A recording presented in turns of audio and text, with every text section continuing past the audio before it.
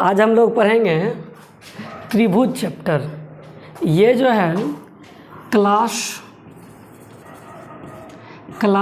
9 का चैप्टर 7 है। क्लास 9 का चैप्टर 7 है, ठीक है। आज इसका हम लोग जो है बेसिक पढ़ेंगे। आज जो है हम लोग त्रिभुज चैप्टर पढ़ेंगे। त्रिभुज यानी कि ट्रायंगल क्लास 9 के जो है चैप्टर 7 का आज हम लोग बेसिक देखते हैं। तो जब हम लोग त्रिभुज पढ़ रहे हैं तो सबसे पहले देखेंगे कि ट्रायंगल जो होता है, त्रिभुज जो होता है, त्रिभुज किसको कहते हैं, त्रिभुज किसको कहते हैं। तो हम त्रिभुज के बारे में लिख सकते हैं कि तीन भुजाओं से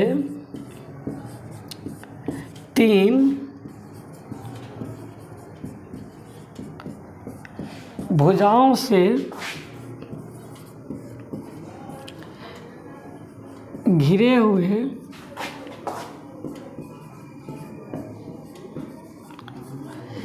क्षेत्रफल को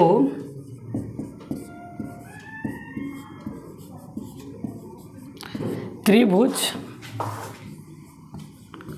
कहते हैं। यानी कि तीन भुजाओं से घिरे हुए क्षेत्रफल को त्रिभुज कहते हैं। तीन भुजाओं से घिरा हुआ क्षेत्रफल, तीन भुजाओं से घिरा हुआ क्षेत्रफल का मतलब हुआ कि 1 2 3। अगर आपको पूछे तो त्रिभुज में कोनों का संख्या कितना होता है, तो त्रिभुज में 3 भुजा 3 कोण 3 शीर्ष होते हैं। क्या होते हैं? 3 भुजा 3 कोण और 3 शीर्ष होते हैं, ठीक है। यही कहलाता है हमारा क्या, ABC ट्रायंगल कहलाता है, त्रिभुज कहलाता है।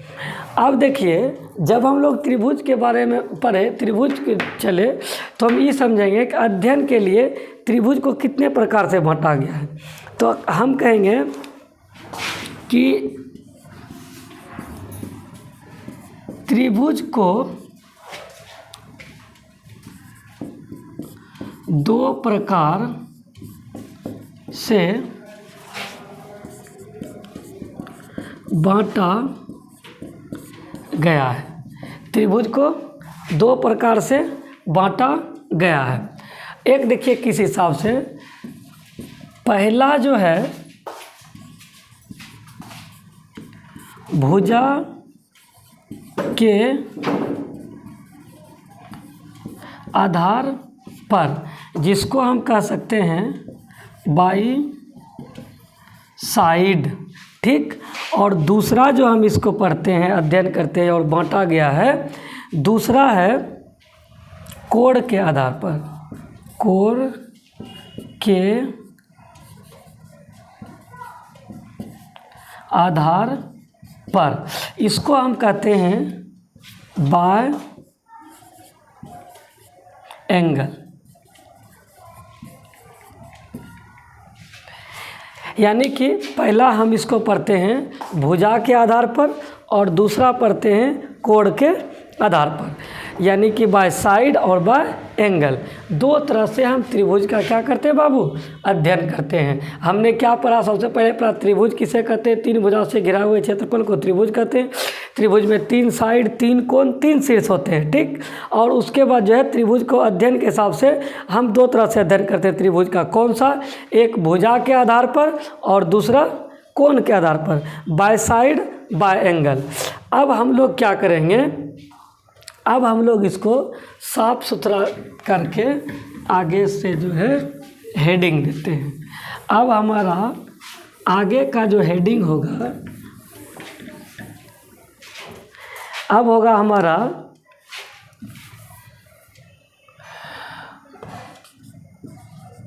भुजा के आधार पर त्रिभुज का प्रकार, ठीक है। हम क्या लिखेंगे, भुजा के आधार पे त्रिभुज का प्रकार,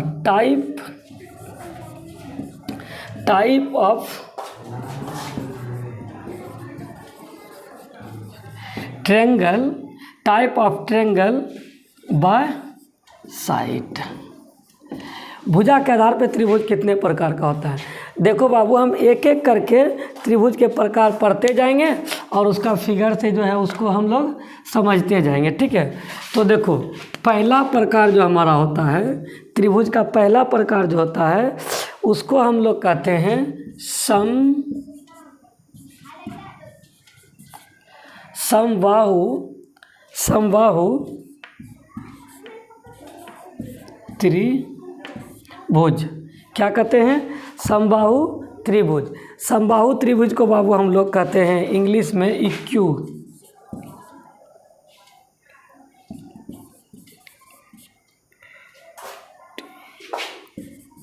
इक्विलेटरल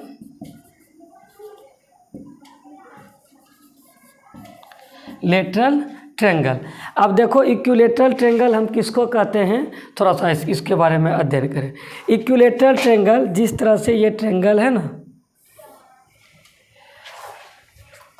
यानी कि यहाँ से देखो, समबाहु, सम मतलब होता है सभी, और बाहु का मतलब भुजा। सम मतलब यहाँ पे बराबर भी हम लोग लेते हैं, यानी कि सभी भुजा इसका बराबर होता है, ये भुजा, यानी कि आपस में इसका जो है ना, सभी भुजा इसका क्या होता है, आपस में बराबर होता है। तो हम आगे इसका अगर डिफिनेशन आप लिखना चाहते हो तो आप लिख सकते हो, जिस त्रिभुज के सभी भुजा बराबर हो उसे समबाहु त्रिभुज कहते हैं। यानी कि वह त्रिभुज जिसका तीनों भुजा आपस में बराबर होगा उसे हम लोग क्या कहते हैं, समबाहु त्रिभुज कहते हैं। जैसे ए बी सी, इसमें क्या होगा बाबू, तो इसमें होगा ए बी बराबर बी सी बराबर सी ए। इसी को हम लोग क्या कहते हैं मेरे भाई, इसको कहते हैं समबाहु त्रिभुज, इक्विलेटरल ट्रेंगल। इसको क्या कहते हैं, समबाहु त्रिभुज, इक्विलेटरल ट्रेंगल। अब देखो बाबू, इसके बाद जो है मेरा दूसरा टाइप आएगा। दूसरा टाइप किसको कहते हैं, तो दूसरा टाइप होता है बाबू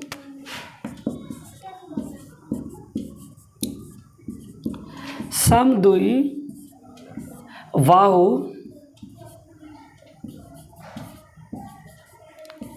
त्रिभुज।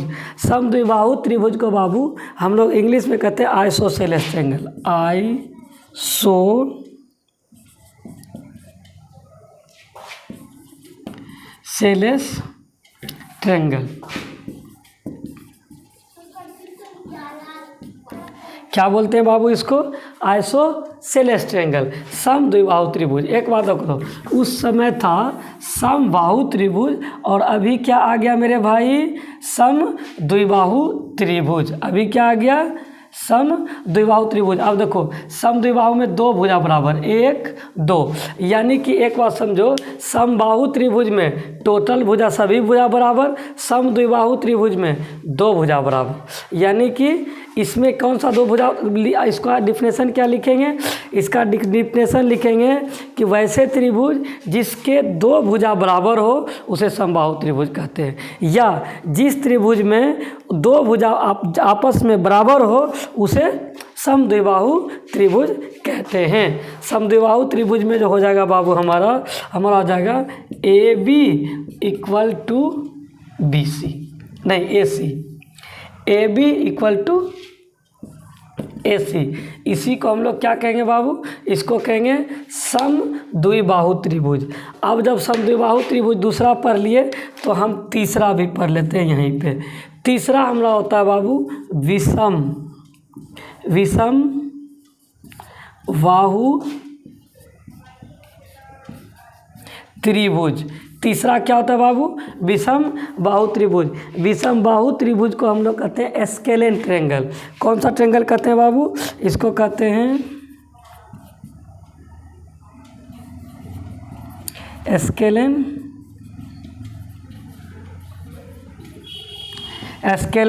ट्रेंगल। इंग्लिश वाला समझोगे, इस त्रिभुज को हम लोग क्या कहते हैं, एस्केलेन ट्रेंगल। एस्केलेन ट्रेंगल में क्या होता है कि कोई भी भुजा आपस में बराबर नहीं होता है। जैसे देख लो, ऐसे है और ऐसे है। इसमें देखो कोई भी भुजा आपस में ए बी सी, इसका कोई भी भुजा जो है विषम बाहु, विषम मतलब बोलो सब अलग अलग, यानी कि इसका जो है कोई भी भुजा आपस में बराबर नहीं होता है, इसीलिए इसको कहते हैं विषम बाहु त्रिभुज। विषम बाहु त्रिभुज कैसे होता है बाबू?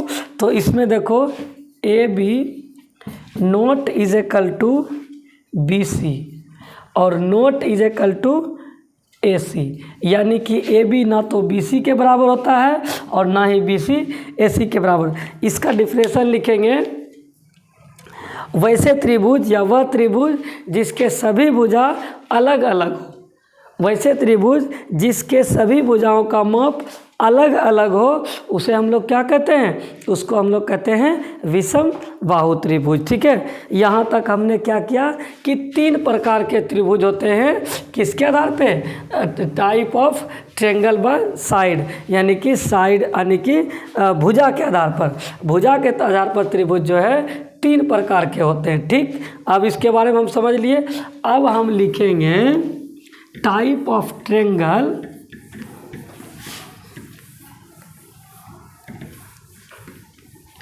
अब देख मेरे भाई, अब हम लिखेंगे type of triangle bye angle.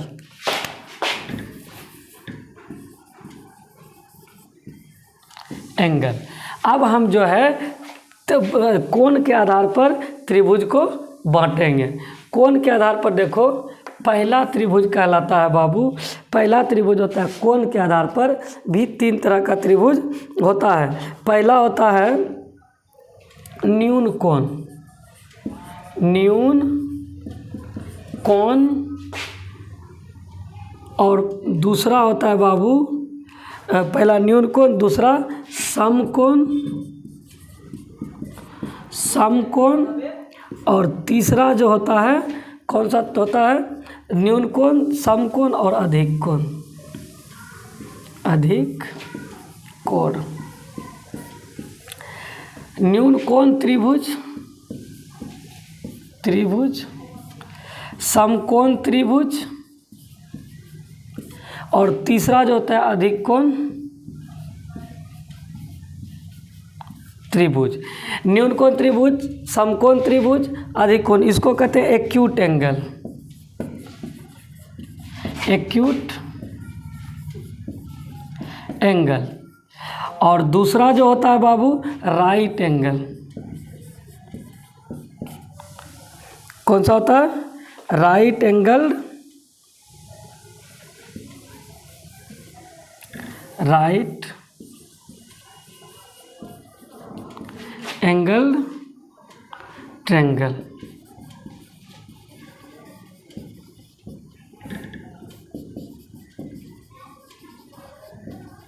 Triangle, ठीक है।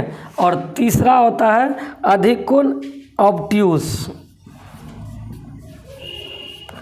Obtuse angle triangle.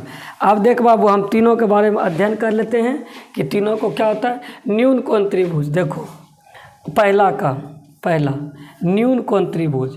न्यून कोण त्रिभुज को हम लिखेंगे वह त्रिभुज जिसके तीनों कोणों का मान 90 डिग्री से कम हो। जैसे देखो ये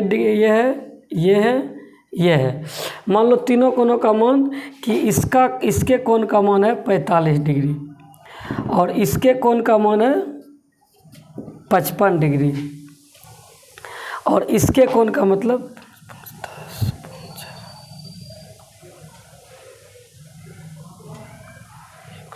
और इसका मान हो गया 80 डिग्री।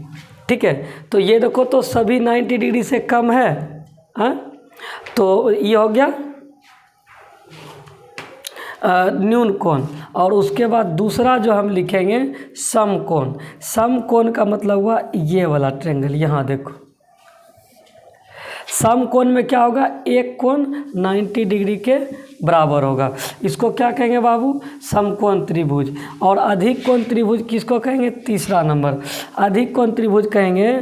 जैसे मान लो कि किसी भी त्रिभुज में एक कोण का मान जो है 90 डिग्री से अधिक और 180 डिग्री से कम हो। जैसे मान लो इसका कोण कितना हो गया 110 डिग्री, अब देखो, पहला है न्यून कोण त्रिभुज, जिसको एक्यूट ट्रेंगल कहते हैं, जिसका कि मान 90 डिग्री से कम होता है। दूसरा है समकोण त्रिभुज, जिसको राइट एंगल ट्रेंगल कहते हैं, जिसका मान कि क्या होता है, एक कोण 90 डिग्री का होगा, उसी को हम लोग क्या कहेंगे, उसको कहेंगे समकोण त्रिभुज। और तीसरा नंबर में है अधिक कोण त्रिभुज, यानी कि ऑब्ट्यूज एंगल ट्रेंगल। तो इसको हम लोग क्या कहेंगे बाबू, कि इसका एक कोण 90 डिग्री से अधिक और 180 डिग्री से कम होगा, उसको हम लोग क्या कहेंगे, अधिक कोण त्रिभुज कहेंगे। इस तरह से हमने त्रिभुज के बारे में जो है अध्ययन कर लिया। अब देखो कुछ चीज़ें समझेंगे त्रिभुज के बारे में। इसको दो तरह से अध्ययन करते हैं, कोण के हिसाब से और उसके बाद भुजा के आधार पर, यानी कि बाय साइड और बाय एंगल। हम क्या कर लिए बाबू, इसको समझ लिए, ठीक है। अब देखो आगे,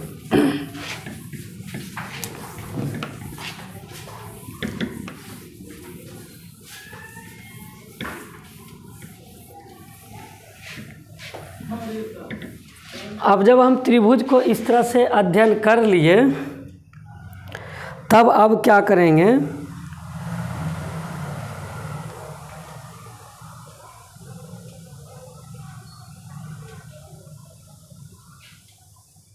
हाँ, अब जो है इसको हम देखेंगे कि इस चैप्टर में हमको आगे पढ़ना क्या है।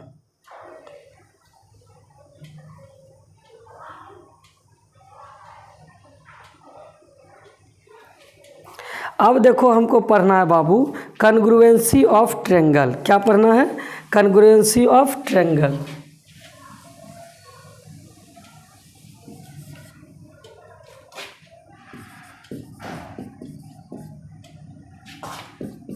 Congruency of triangle. अब समझो कन्ग्रुएंसी ऑफ ट्रायंगल किसको कहते हैं। ये क्या बाबू, कन्ग्रुएंसी ऑफ ट्रायंगल, इसको हिंदी में कहते हैं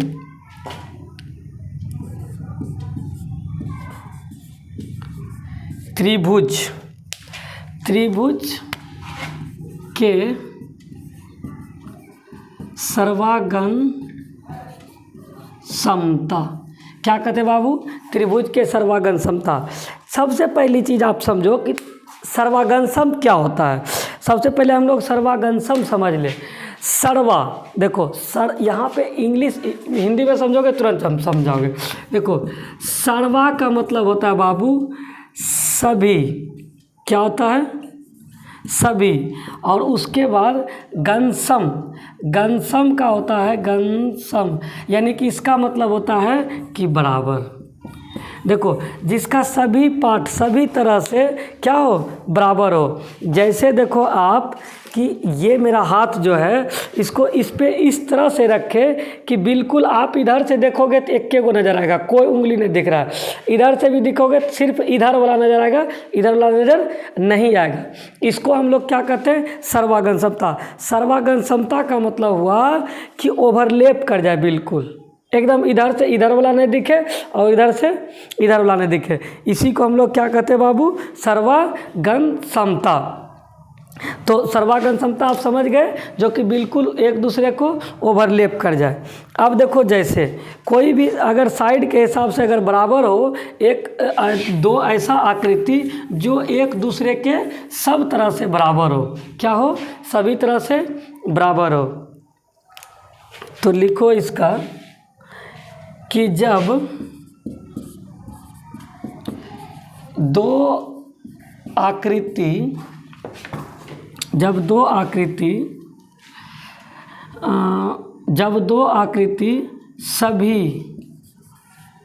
सभी तरह से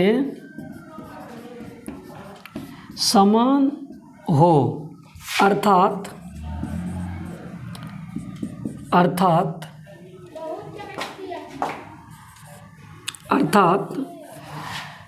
उसका जो है माप,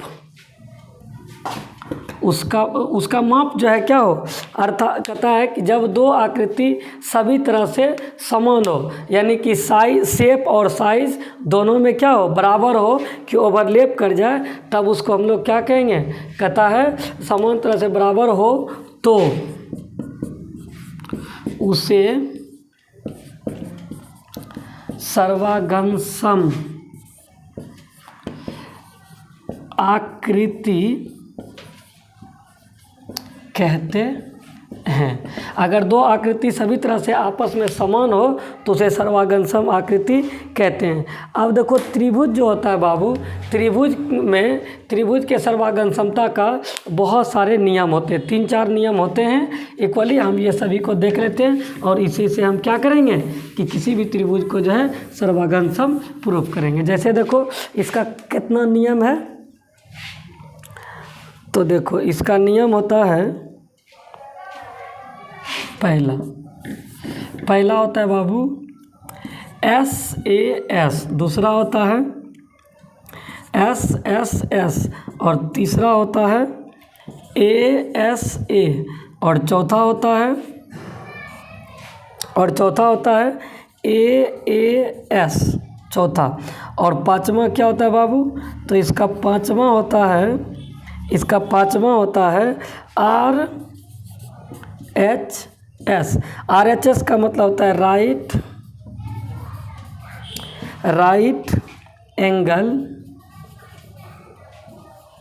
एंगल हाइपोटेनियस।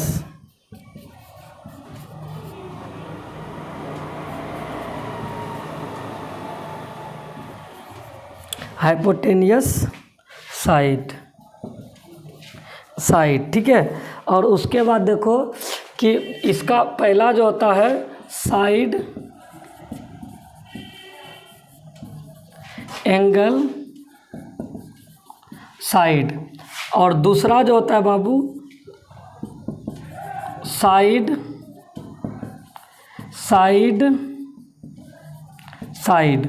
तीसरा जो होता है एंगल साइड एंगल, और चौथा जो होता है एंगल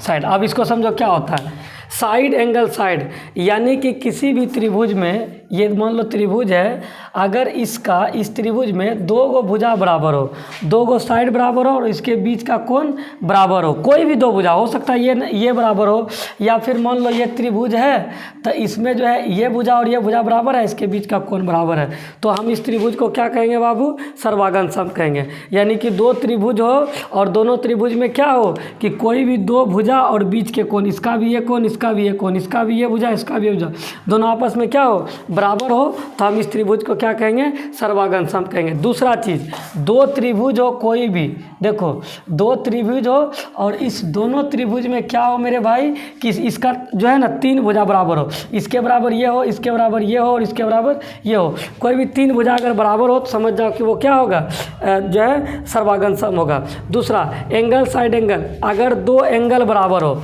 मान लो इस त्रिभुज में ये एक ऐसा त्रिभुज है, ठीक है, इसमें ये एंगल और ये एंगल बराबर है, इसका भुजा बराबर है ये, तो हम क्या कर सकते हैं बाबू, इसको कह सकते हैं कि जो है एंगल साइड से जो है मतलब क्या, ये सर्वांगन सम है। और RHS का राइट एंगल हाइपोटेनियस साइड, यानी कि एक एंगल राइट एंगल हो और दूसरा हाइपोटेनियस साइड हो, तो हम क्या कह सकते हैं बाबू कि एक राइट एंगल और हाइपोटेनियस साइड, उससे हम कह सकते हैं क्या कि वो त्रिभुज सर्वांगन सम है। तो भाई मेरे सर्वांगन समता के 5 नियम आपको मोटा मोटी लिखाया गया, SAS, SSS, ASA, AAS और HS, ये तीनों से हम लोग क्या करते हैं बाबू, त्रिभुज को सर्वांगन सम करते हैं। अब एक बात समझ ले बाबू, थोड़ा सा बस बेसिक में एक चीज़ बचा हुआ है, उसके बाद आपका बेसिक क्या हो जाएगा, ख़त्म हो जाएगा, और उसके बाद जो है हम लोग चलेंगे कौन सी पे, हम लोग क्वेश्चन पे चल देंगे।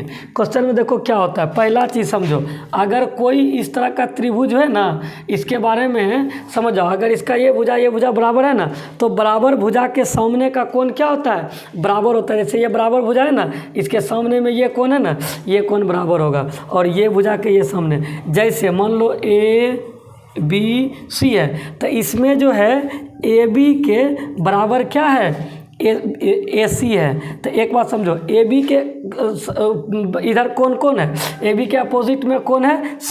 तो कौन C अब बराबर, अब देखो यहाँ AC है, तो AC के अपोजिट में कौन है, कौन B। यानी कि AB बराबर अगर AC है तो कौन C इसके अपोजिट में जो है, और इसके अपोजिट में कौन B है, ये दोनों आपस में क्या होगा मेरे भाई मेरे दोस्त, दोनों जो है बराबर होगा। ठीक है, ये चीज़ हमको समझना है कि बराबर सामने के भुजा का कोण क्या होता है, बराबर भुजा के सामने का कोण बराबर होता है। दूसरा चीज़ क्या हम कहेंगे, दूसरा चीज़ कहेंगे त्रिभुज के तीनों कोणों का योग 180 डिग्री के बराबर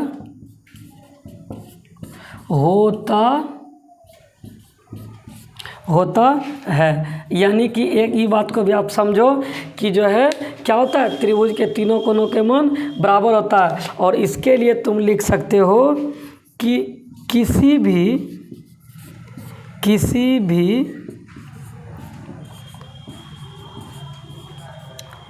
त्रिभुज में बराबर भुजा के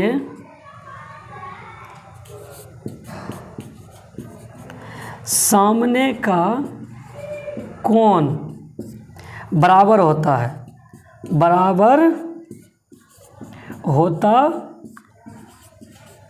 है। समझ जाओ बाबू, ये दो चीज़ें कि किसी भी त्रिभुज में बराबर भुजा के सामने का कोण बराबर होता है, और त्रिभुज के तीनों कोणों का योग 180 डिग्री होता है। यानी कि समझ जाओ, कोण A प्लस कोण B और प्लस कोण C बराबर कितना होता है बाबू, 180 डिग्री के बराबर होता है। ये सारा चीज़ था किसके बारे में, एक त्रिभुज चैप्टर में जो है त्रिभुज के बारे में। यहाँ से आपका क्या हो जाता है कि बेसिक ख़त्म हो जाता है, और अब हम त्रिभुज के सवाल में आगे जो है चलेंगे। ठीक है।